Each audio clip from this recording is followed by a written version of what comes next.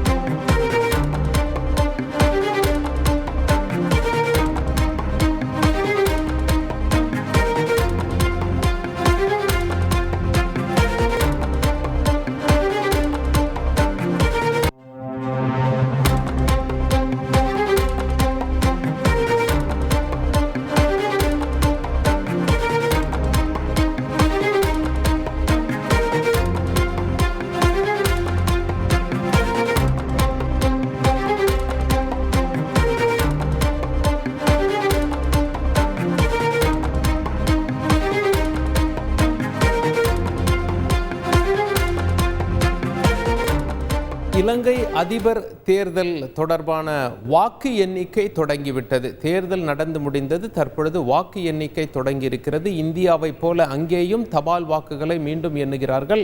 இலங்கையிலிருந்து செய்தியாளர் கிஷாந்தன் இணைகிறார். கிஷாந்தன், முக்கிய அதிபர் வேட்பாளர்கள் யார் யார்?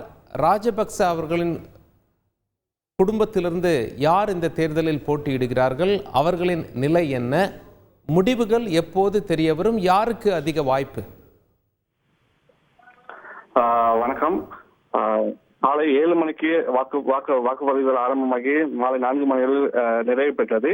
அதன் பிறகு வாக்குப்பெட்டிகள் அனைத்துமே வாக்குச்சாவடிகளிலிருந்து வாக்கு எண்ணும் நிலையங்களுக்கு கொண்டு செல்லப்பட்டிருந்தது. தற்போது வாக்கு எண்ணும் பணிகளை ஆரம்பிக்கப்பட்டிருக்கின்றது. இதற்கு முன்னதாக தபால் மூல வாக்கு எண்ணும் பணிகள் ஆரம்பிக்கப்பட்டிருக்கின்றது. குறிப்பாக 10 மணி அளவில் முடிவுகள் அறிவிக்கப்படும் என தேர்தல் ஆணையாளர் தெரிவித்திருக்கின்றார்.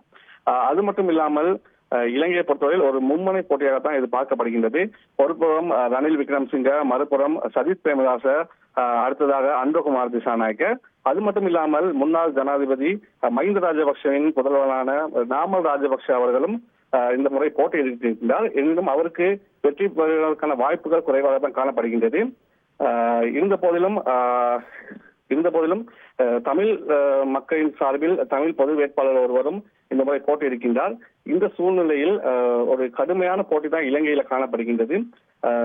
முடிவுகளின் படித்தான் ஒவ்வொரு மாவட்டத்தின் முடிவுகளின் படித்தான் இறுதி தீர்மானம் எடுக்கப்படும். உங்களுடைய தகவல்களுக்கு நன்றி கிஷாந்தன். உங்கள் தந்தி தொலைக்காட்சியில் பிரம்மாண்டமான காட்சி அமைப்புகளுடன் சாணக்கிய தந்திரம் தினமும் இரவு 8 மணிக்கு.